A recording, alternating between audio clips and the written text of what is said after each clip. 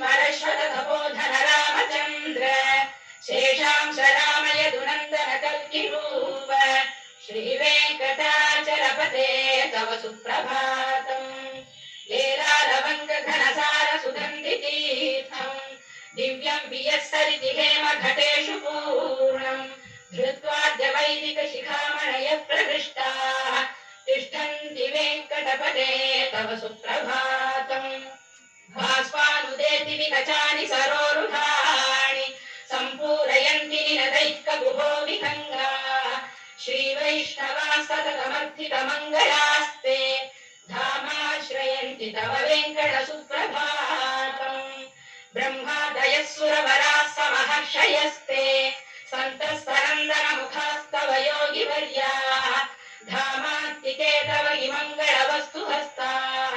श्रीवेङ्कटाचलपते तव सुप्रभातम्